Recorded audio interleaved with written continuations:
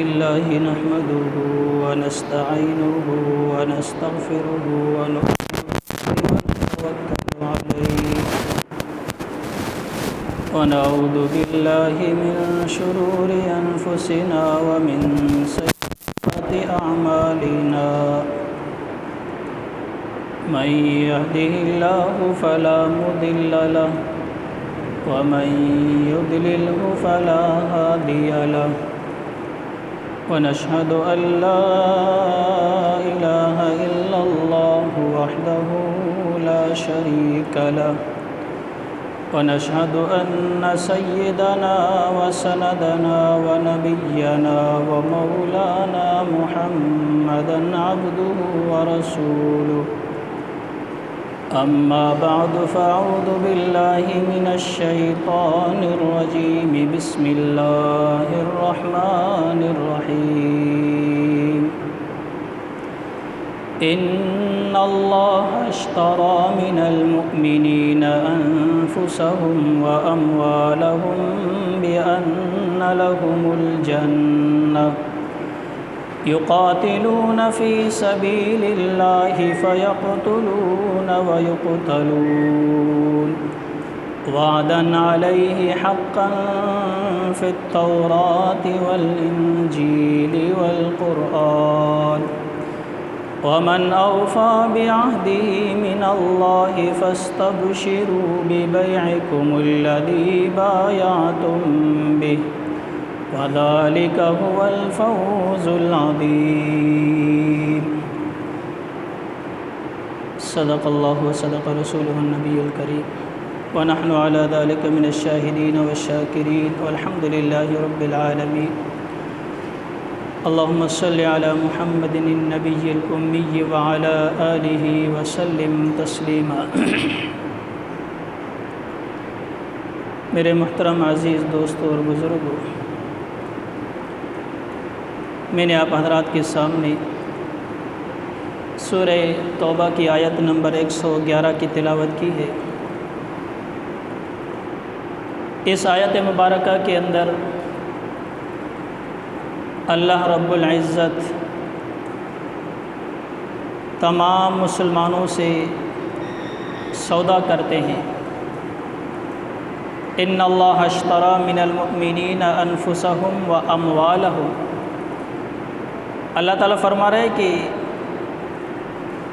بے شک اللہ نے خرید لیا ہے مومنوں سے ان کی جان اور ان کا مال۔ کس چیز کے بدلے میں؟ بِأَنَّ لَهُمُ الْجَنَّةَ، جنت کے بدلے میں۔ یقاتلون فی سبیل اللہ، وہ لڑتے ہیں اللہ کے راستے میں۔ فیقتلون ویقتلون، پس وہ قتل بھی کرتے ہیں اور قتل کیے بھی جاتے ہیں۔ گویا کہ اہل ایمان مسلمانوں کی جان اور مال اللہ تعالیٰ نے خرید لی ہے جنت کے مقابلے کے اندر۔ تو جو سچا مومن مسلمان ہے وہ یہ نہیں کہتا ہے کہ یہ جان میری ہے یا یہ میرا مال ہے، یہ مال بھی اللہ کا، یہ جان بھی اللہ کی ہے، اور خوش نصیبی تو ہماری ہے کہ اللہ تعالی ہماری جان اور مال کا خریدار بن گیا۔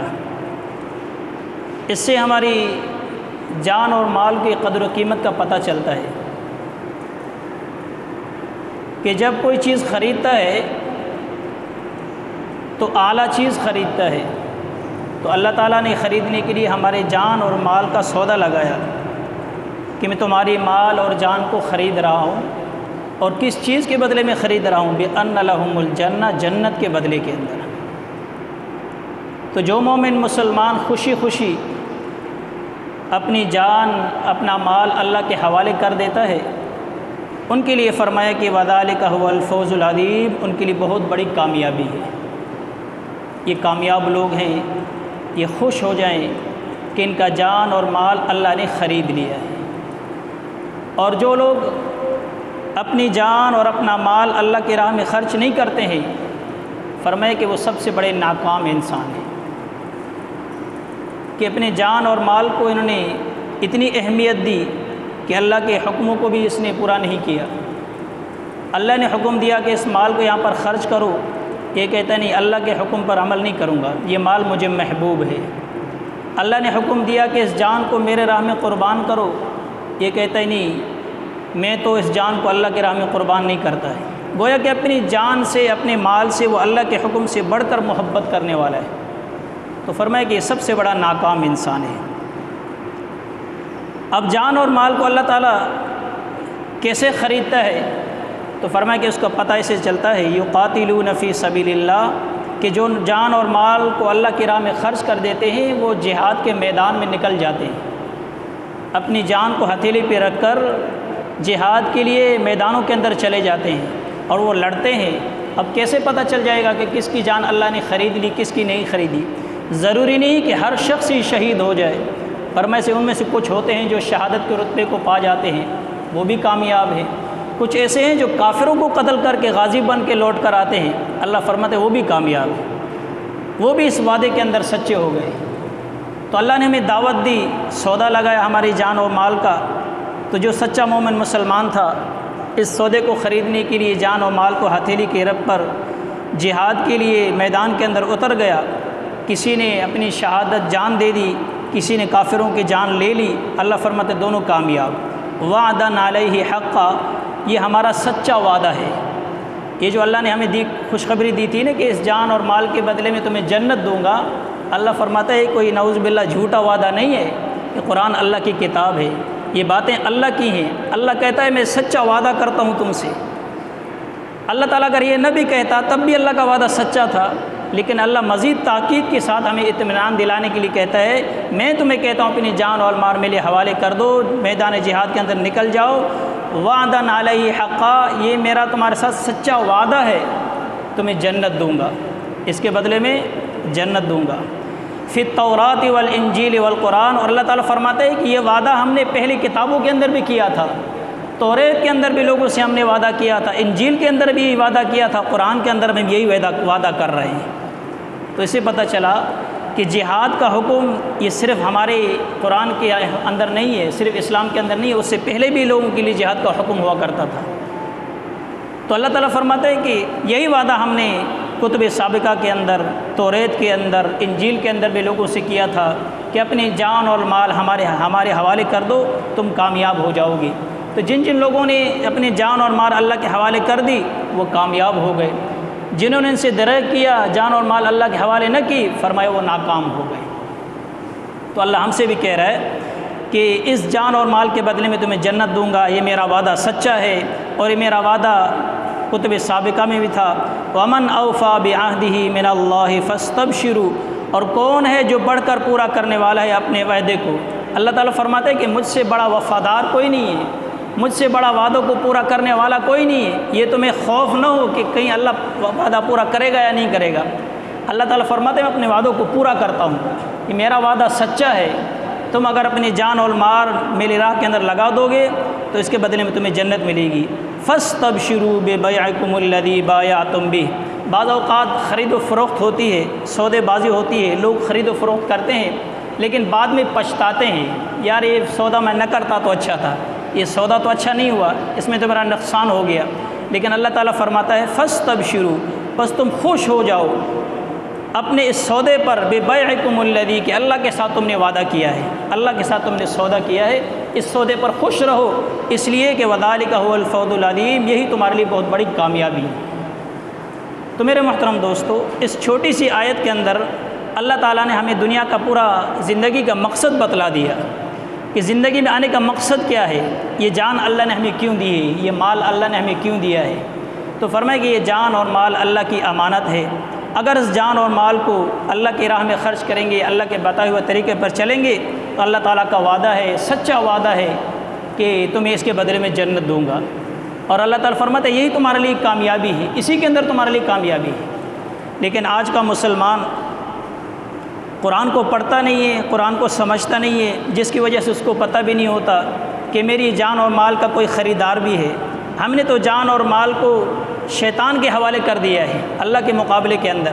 ہم سمجھتے ہیں کہ شیطان کو خوش کرنا ہمارا زندگی کا مقصد ہے، ایک اللہ کا خوش کرنے کا مقصد بھی ہے زندگی کا، اصل تو اللہ کو خوش کرنا ہے، اللہ کو راضی کرنا ہے۔ تو اللہ فرماتا ہے کہ اے لوگو، اے ایمان والو، تم جہاد کے لیے نکلتے کیوں نہیں ہو؟ اپنی جان اور مال کا نذرانہ کیوں پیش نہیں کرتے ہو؟ ہر دور کے اندر جہاد کے ذریعے سے اللہ تعالیٰ نے اسلام کو عزت دی ہے، مسلمانوں کو عزت دی ہے۔ جب سے مسلمانوں نے جہاد سے کنارہ کش کر لیا ہے، یہ ذلت مسلمانوں کا مقدر بن چکی ہے۔ جہاد سے کنارہ کش ہونے کی وجہ کیا ہے؟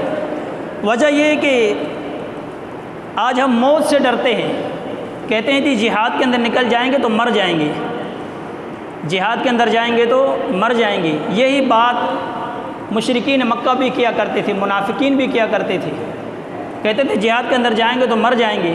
ان کے لیے اللہ نے فرمایا اے لوگو اینما تکونوا یدرککم الموت ولو کنتم فی بروج مشیدہ، کہ تم موت سے بچتے ہو، جہاد میں نکل نہیں ہو کہ موت سے بچ جائیں ہم۔ اللہ فرماتے ہیں کہ موت سے نہیں بچ سکتے ہو، کسی بھی صورت میں موت سے نہیں بچ سکتے ہو۔ اللہ فرماتے ہیں اگر تم لوہے کے مضبوط قلعوں کے اندر اپنے آپ کو بند کر لو تب بھی موت کے وار سے نہیں بچ سکتے ہو، یہ موت تمہیں ملاقات کر کے رہے گی۔ تو تم سمجھتے ہو صرف موت جہاد کے اندر آتی ہے، جہاد کے اندر موت نہیں آتی ہے۔ تجربے کے طور پر بھی دیکھ لیجئے، ہمارے شہر کے اندر روزانہ کتنی اموات ہو رہی کہ یہ سارے جہاد کے اندر مر رہے ہیں۔ بھائی مرنا ویسے بھی ہے، جس کی جتنی زندگی ہوگی وہ اس دن مرے گا ضرور، لیکن جہاد کے اندر نکل کر مرنا یہ ہماری خوش نصیبی ہے، یہ ہماری کامیابی ہے اور یہ جنت کی ضمانت ہے۔ بلکہ اللہ تعالیٰ تو فرماتا ہے کہ جہاد کے ذریعے سے تمہیں عزت بھی ملے گی، تمہیں زندگی ملے گی۔ ہم کیا کہتے ہیں؟ جہاد سے نکلنے سے ہمارے اوپر موت آ جائے گی، ہم مر جائیں گے۔ اللہ قرآن کے اندر کہتا ہے کہ نہیں، جہاد کے ذریعے سے تمہیں عزت بھی دوں گا، یہ میرا وعدہ ہے، اور تمہیں زندگی بھی دوں گا۔ وَلَا تَقُولُوا لِمَن يُقْتَلُ فِي سَبِيلِ اللَّهِ أَمْوَاتٌ بَلْ أَحْيَاءٌ وَلَكِن لَا تَشْعُرُونَ۔ دوسری جگہ اللہ تعالیٰ ارشاد فرماتا ہے کہ جو میری راہ کے اندر شہید ہو گیا اس کو مردہ مت کہنا، اس کو مرا ہوا مت کہنا، بل احیاء، بلکہ وہ تو زندہ ہے۔ وَلَكِن لَا تَشْعُرُونَ، بلکہ تم اس کی زندگی کا شعور نہیں رکھتے ہو، تمہیں اس کی زندگی کا پتہ نہیں ہے۔ شہید زندہ ہوتا ہے، شہید مرتا نہیں ہے۔ تو ہم تو کہتے ہیں کہ ہم جہاد کے اندر نکل لیں گے تو مر جائیں گے۔ اللہ فرماتا ہے جہاد میں لوگ مرتے نہیں ہیں، جہاد میں تو لوگ ہمیشہ زندہ ہو جاتے ہیں۔ یہ قرآن کا وعدہ ہے، یہ قرآن کا فیصلہ ہے۔ بل احیاء، جو اللہ کے راہ کے اندر اپنی جان و مال قربان کر دیتا ہے وہ زندہ ہو جاتا ہے۔ وَلَكِن لَا تَشْعُرُونَ، دوسری جگہ ارشاد فرمایا کہ ہم ان کو رزق بھی پہنچاتے رہتے ہیں، وہ ہمیشہ زندہ رہتے ہیں۔ ایک تو اللہ تعالیٰ اس کے نام کو زندہ رکھتا ہے، شہداء کے نام کو اللہ زندہ رکھتا ہے۔ حضرت حمزہ رضی اللہ تعالیٰ عنہ میدان جہاد کے اندر شہید ہو گئے، دوسری طرف ابو جہل مردار ہو گیا، مارا گیا۔ اب نام کس کا زندہ ہے؟ حضرت حمزہ کا۔ آج بھی جمعے کے خطبے کے اندر کہا جاتا ہے اسد اللہ و اسد رسولی، اللہ اور اللہ کا رسول کا شیر کون ہے؟ وہ حضرت حمزہ ہے۔ تو اس کا نام کو اللہ نے زندہ رکھا ہوا ہے، اور ویسے بھی زندہ ہیں، شہید زندہ ہوتا ہے، ان کی زندگی کا شعور ہمیں نہیں ہے، ہمیں پتہ نہیں کہ اس کی زندگی کیسی ہوتی ہے، وہ جنت کے اندر گھومتے رہتے ہیں۔ تو بہرحال میرے محترم دوستو، یہ باتیں پھیلانا کہ اگر جہاد کے لیے نکلیں گے جائیں گے، والدین اپنے بچوں کو اجازت اس لیے نہیں دے رہے ہیں کہ میرا بچہ جدا ہو گیا مر جائے گا۔ بھائی جہاد سے کوئی نہیں مرتا ہے، مرنا ویسے ہی ہوتا ہے جس دن ہماری زندگی پوری ہوگی، چاہے ہم جہاد کے اندر ہوں، چاہے ہم شادی حال کے اندر ہوں، چاہے دکان کے اندر ہوں، چاہے گھر بار کے اندر ہوں، ہر جگہ پر موت آ کر رہے گی۔ تو اسے پتہ چلا کہ موت کا تعلق جہاد سے نہیں ہے، لہٰذا اس لیے قرآن بار بار ہمیں توجہ دلا رہا ہے کہ جہاد سے کنارہ کش ہو جاؤ گے، ذلت تمہاری مقدر بنے گی۔ پھر یہی ہوگا، سارے کفار مل کر ایک دسترخوان پہ جمع ہو کر تمہارے پر یلغار کریں گے، پھر تمہیں جہاں چاہیں گے مسل ڈالیں گے، تمہارے بچوں کو نوچ ڈالیں گے اور تمہارے خون کے ندیاں بہائیں گے۔ آج کافر نہیں کر رہے، جہاں ان کا دل چاہے کریں۔ کبھی دیکھو تو 7 سمندر پار افغانستان پہ حملہ کر دیتے ہیں، کبھی دیکھو تو فلسطین پہ حملہ ہے، کبھی چیچینیا پہ حملہ ہے، کبھی عراق پہ حملہ ہے۔ یہ کیا ہو رہا ہے؟ یہ صرف اس وجہ سے کہ مسلمانوں نے جہاد سے کنارہ کش کر لیا ہے، مسلمانوں نے یہ سمجھ لیا کہ جہاد کے اندر موت آتی ہے، اس لیے ہم موت سے بچنا چاہتے ہیں، اس لیے جہاد کے اندر نہیں جا رہے ہیں۔ تو اللہ فرماتے ہیں موت تو تمہیں آ کر رہے گی، موت سے تم بچ نہیں سکتے ہو، لہٰذا یہ جو زندگی کی عزت ہے وہ بھی تم سے چھین لی میں نے، زندگی کی کامیابی میں نے تم سے چھین لی، یہ قرآن کا وعدہ ہے۔ آج ہماری بدقسمت یہ ہے کہ اس جہاد کے لفظ کو جو ہے نا، کافروں نے، انگریزوں نے دہشت گردی کے ساتھ جوڑ دیا ہے۔ دہشت گردی، جہاد سے دہشت گردی پھیلتی ہے۔ آج مسلمانوں بھی جہاد کا نام لے کر لرز جاتا ہے، ڈر جاتا ہے کہ ہم تو دہشت گرد نہیں ہیں، ہم تو بڑے امن پسند لوگ ہیں، ہم تو مسلمان ہیں، ہم دہشت گردی نہیں کر چاہتے۔ بھائی جہاد کا مطلب دہشت گردی نہیں ہے، دہشت گردی سے جہاد کا کوئی تعلق نہیں ہے۔ قرآن پاک کے اندر سب سے زیادہ جو ترغیب جس چیز کی دی گئی ہے، جس کی آیات آئی ہیں، وہ جہاد کی آئی ہے۔ تقریباً 450 آیات اس قرآن کے اندر جہاد کے متعلق آئی ہیں۔ تو نعوذ باللہ آپ کیا کہو گے قرآن ہمیں دہشت گردی سکھاتا ہے؟ قرآن کے اندر 450 آیات کا جہاد کا آنا اور بیان ہونا کیا یہ دہشت گردی سکھاتا ہے؟ جہاد کا مطلب دہشت گردی نہیں ہے، لیکن چونکہ انگریزوں نے ہم پر اتنی محنت کی ہے، ہمارے ذہنوں کے اندر یہ بات ڈال دی ہے کہ جہاد کا نام نہیں لینا۔ جہاد کا نام لینا تو دور کی بات ہے، کسی مسلمان سے شہادت کی تمنا کا لفظ زبان سے نہیں نکلتا ہے۔ شہادت کے تمنا سے ہم گھبرا گئے ہیں۔ آج ہماری زبان سے شہادت کی تمنا نہیں نکلتی، شہادت کی دعا نہیں نکلتی ہے، جس شہادت کی دعا اللہ کے نبی ہر وقت کیا کرتے تھے، جس شہادت کی تمنا صحابہ کیا کرتے تھے، یا اللہ تو ہمیں شہادت کی موت دینا۔ آج مسلمان دنیا جہان کی دعائیں مانگتا ہے لیکن شہادت کی موت نہیں مانگتا ہے، اس لیے کہ شہادت کے لیے تو میدان میں جانا پڑے گا اور میدان میں نکل کر جہاد کرنا پڑے گا۔ جہاد تو انگریز کہتا ہے کہ یہ دہشت گردی ہے، میں تو دہشت گردی نہیں کرنا چاہتا۔ تو بہرحال میرے محترم دوستو، اس قرآن کے اندر 450 آیات اللہ نے بار بار ہمیں بتلائی ہے کہ جہاد کے ذریعے سے عزت ہے، جہاد کے ذریعے سے تمہیں کامیابی ملے گی، اور جہاد کرو گے تو اسلام پھیلے گا۔ اسلام غلبے کے لیے آیا، اسلام غالب ہونے کے لیے آیا ہے، اسلام مغلوب ہونے کے لیے نہیں آیا ہے۔ تو آج کے اسلام کو غالب ہونا کرنا چاہتے ہو تو یہ جہاد کا ہی ذریعہ ہے۔ لیکن ان بدقسمتی سے انہوں نے کہا کہ نہیں جی، یہ جہاد کا لفظ ہے ہی دہشت گردی۔ کچھ عرصہ پہلے انڈیا کے اندر ایک شخص تھا جس کا نام تقریباً شاید یہ وسیم رضوی کے نام سے تھا، کوئی ایسے ملحد تھا۔ اس نے کہا کہ قرآن کے اندر 450 آیات کی جو جہاد کی ہیں یہ دہشت گردی پھیلاتی ہیں۔ تو ظالم نے کیا کیا، یہ 450 آیات نکال کر باقی قرآن کا نسخہ ایک مرتب کر دیا، اور کہنے لگا، لوگوں سے کہنے لگا، یہ مسلمانوں تم امن پسند لوگ ہو، اس لہٰذا اس امن والی کتاب کو پڑھو، یہ قرآن میں نے نسخہ بنایا ہے، یہ جہاد فری نسخہ ہے۔ آپ لوگوں نے سنا ہوگا، آپ کے علم میں بھی ہوگا، یہ کچھ عرصے کی بات ہے، 2-3 سال پہلے کی بات ہے۔ اس ظالم نے یہ کیا کہ 450 آیات قرآن کی اس سے نکال کر باقی نسخہ اس نے مرتب کر دیا۔ تو بھائی جو مسلمان جہاد سے ڈرتے ہیں، گھبراتے ہیں، اور جو مسلمان جہاد کے نام کو بھی دہشت گردی سمجھتے ہیں، پھر ان کو چاہیے کہ وہ وسیم رضوی کا نسخہ اپنے پاس رکھ لیں۔ تم تو بڑے امن پسند ہو نا، قرآن کو جہاد سے انہوں نے نکال دیا ہے، جا کے وہ قرآن پڑھو۔ پھر اللہ ہماری حفاظت فرمائے۔ ہمارے ایمان کا امتحان ہو رہا ہے، ہمارے ایمان کا امتحان تو بار بار ہم سے لیا جا رہا ہے، لیکن ہماری ایمانی غیرت جذبے میں نہیں آتی ہے۔ ہمارے ایمان غیرت کا جذبہ بالکل مر چکا ہے، وہ جہاں چاہیں جو کچھ کریں، ہماری عزتوں سے کھیلیں، ہمارے قبلے سے کھیلیں، ہمارے قرآن سے کھیلیں، ہمارے اسلام سے کھیلیں، ہمارے نبی کی ناموس سے کھیلیں، صحابہ کی ناموس سے کھیلتے رہیں، ہمیں کوئی پرواہ نہیں ہے۔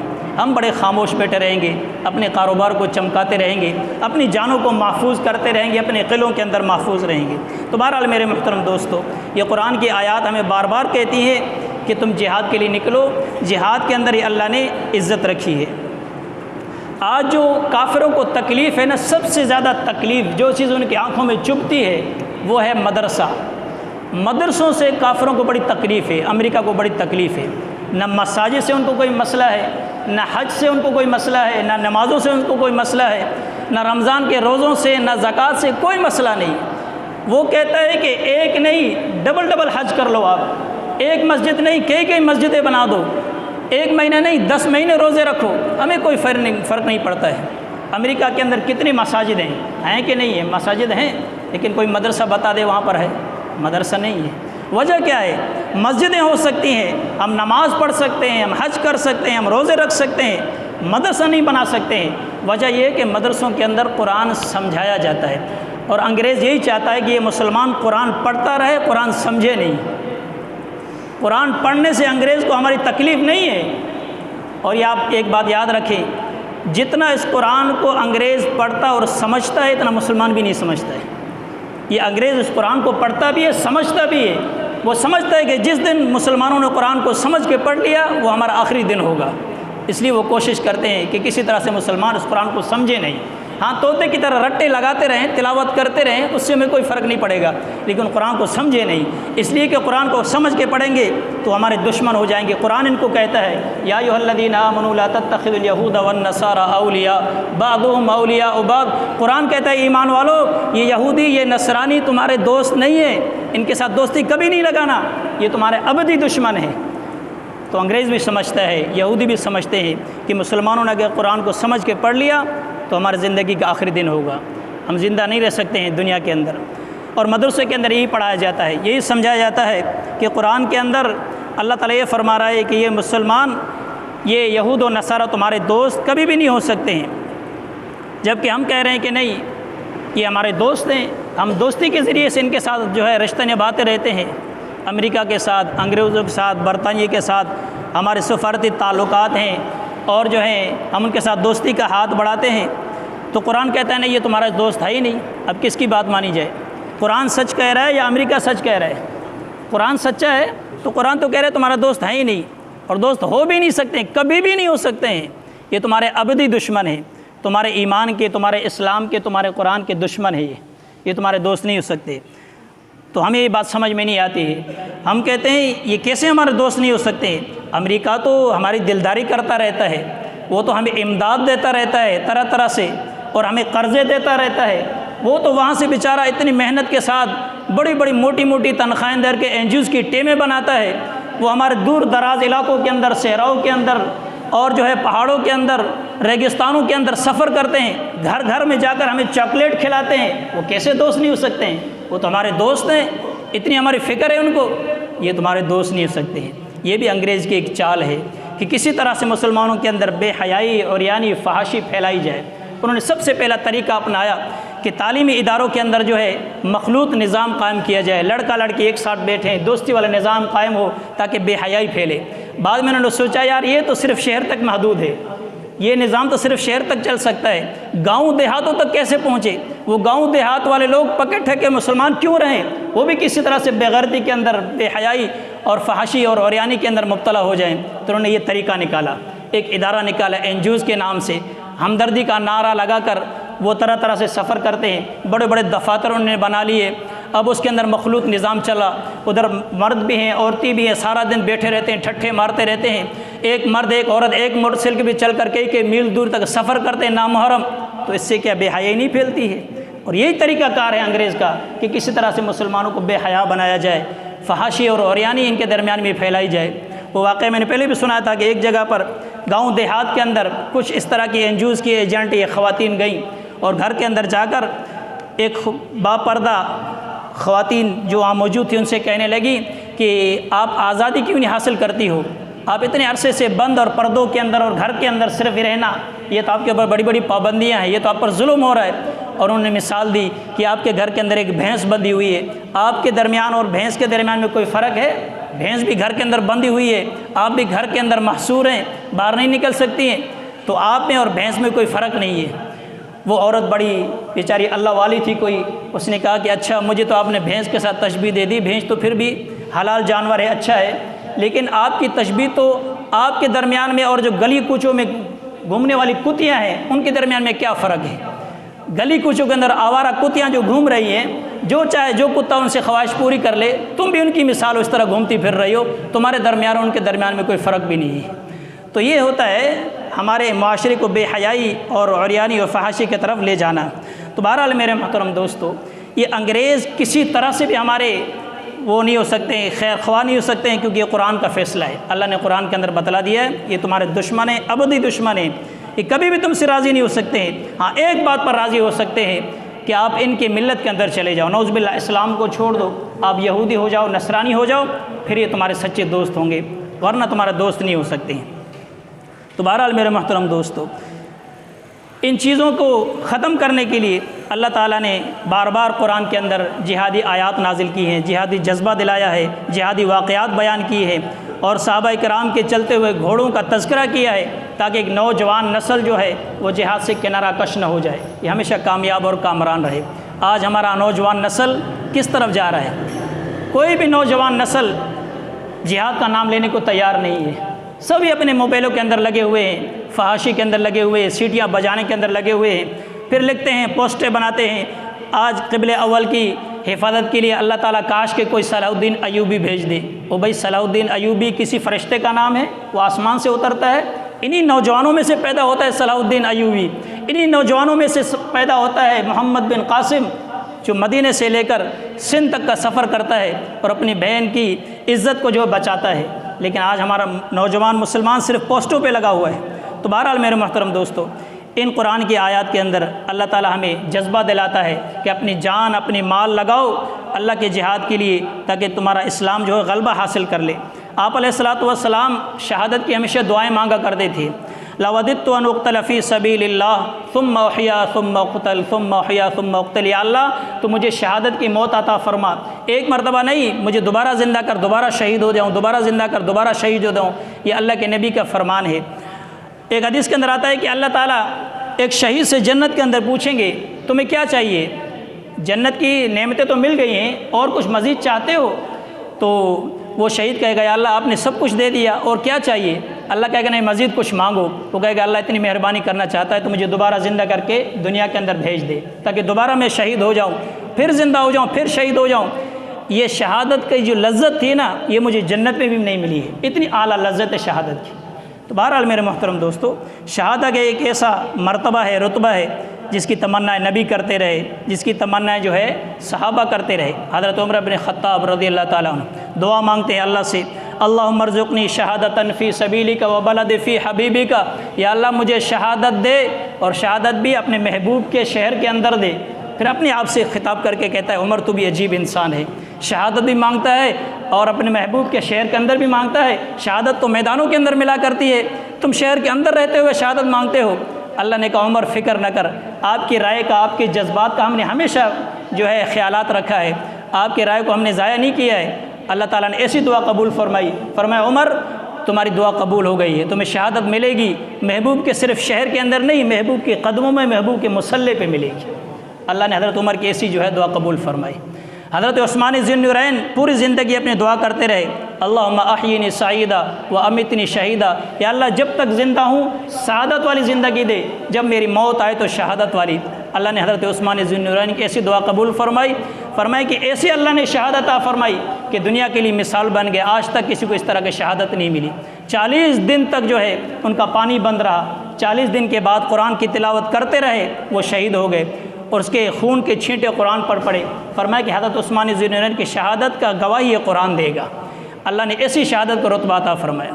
حضرت عمر رضی اللہ تعالیٰ عنہ کوئی عام بندہ نہیں ہے، 22 لاکھ مربع میل کا بادشاہ ہے، رعب اور دبدبا رکھنے والے شخصیت ہیں، ایسا رعب اور دبدبا ہے کہ شیطان بھی راستہ کاٹ کے بھاگ جاتا ہے۔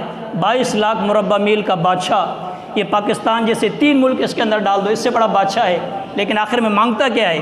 نہ کوئی کوٹھی، نہ کوئی بنگلہ، نہ کوئی فوج، شہادت مانگتا ہے۔ اس کو پتہ ہے کہ کامیابی شہادت کے اندر ہے۔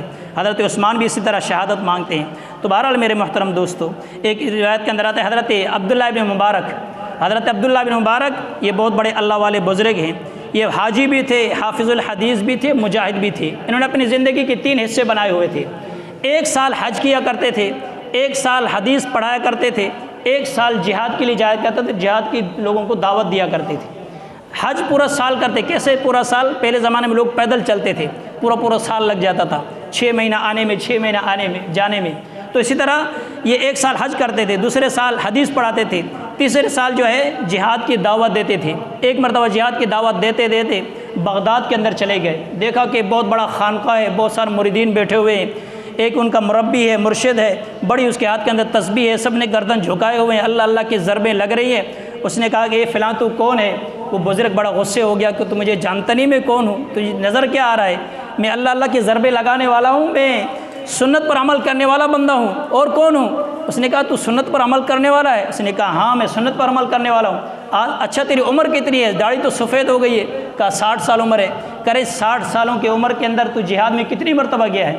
اس نے کہا جہاد کا میرے سے کیا لینا دینا، میں تو صرف اللہ اللہ کی ضربیں لگاتا ہوں۔ اس نے کہا تو پھر کیسے کہتا ہے میں سنت کا متبع ہوں؟